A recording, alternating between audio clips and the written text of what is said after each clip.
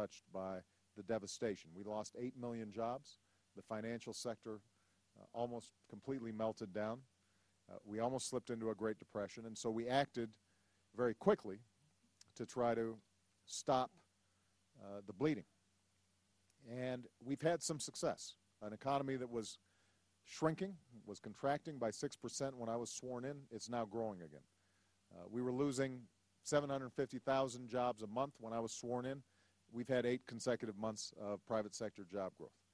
So we're making progress and we're moving in the right direction. But in addition to the immediate crisis that we were dealing with, one of the challenges that I think everybody around the country, when I talk to them, recognizes is we've got to have a long-term plan for how we make sure America remains the #1 economy in the world, and how we make sure that we still have opportunities for middle-class Americans to prosper and to expand, to be able to support their families and send their kids to college and retire with dignity and respect.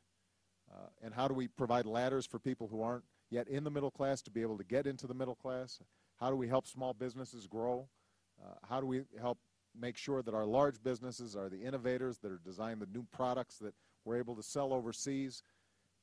You know, the issue of how we stay competitive and are able to succeed in the next generation the same way that previous generations have succeeded, that's a question that I think a lot of people have been asking themselves for a long time.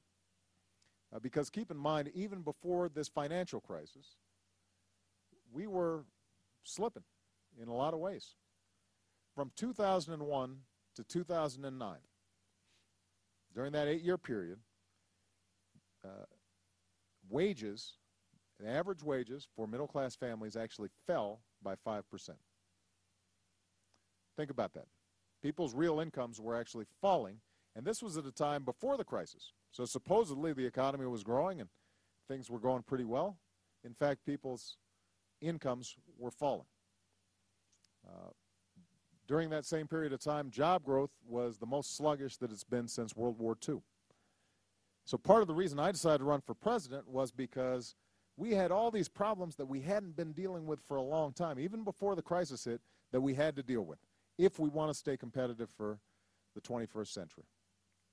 And the #1 issue in terms of us succeeding as an economy is going to be how well we educate and how well we train our kids. Nothing else comes close. Now, the truth of the matter is we used to have, by far, the best education system in the world. We were the first nation in the world to have compulsory public education. And so as people were moving off the farms, moving into the cities, moving into industry, suddenly they were able to get the training and the skills they needed for an advanced industrial economy. And we had the best universities in the world and the best colleges in the world, and we had the #1, we ranked #1 in the proportion of college graduates in the world.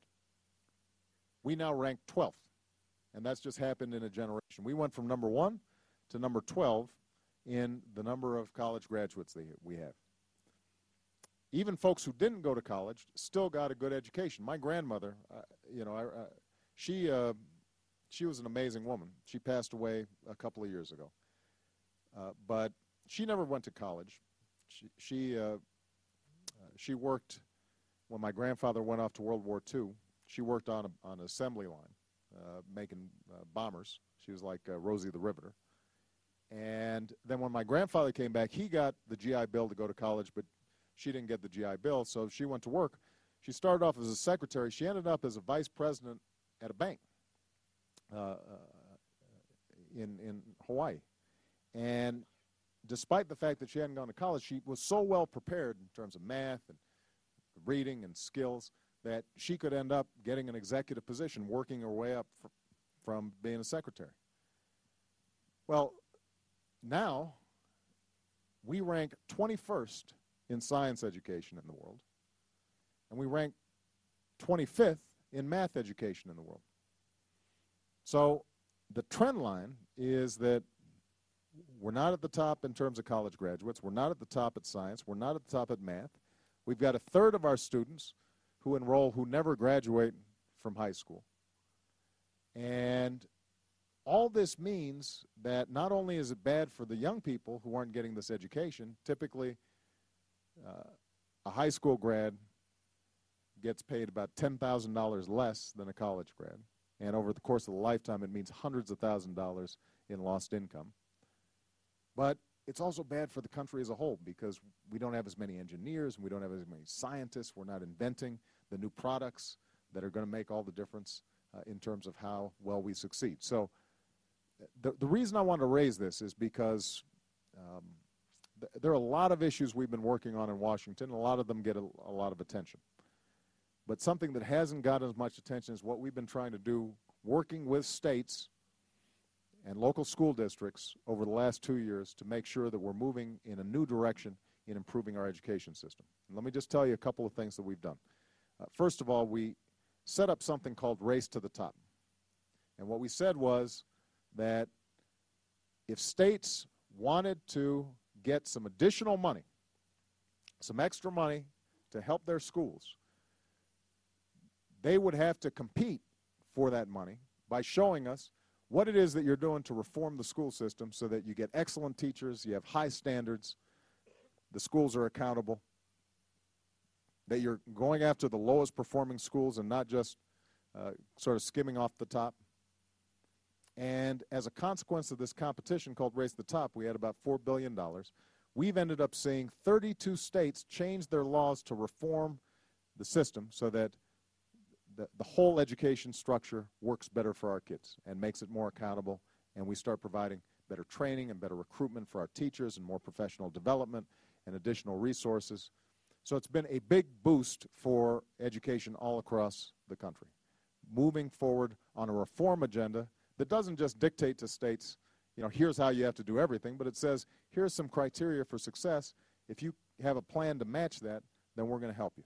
So that's number one. Number two, we've been helping to make sure that more young people get early childhood education because, you know, the studies show that if kids are well prepared when they get to school, then they are much likely to do better. If they know their colors and their numbers and their letters and they know how to sit still.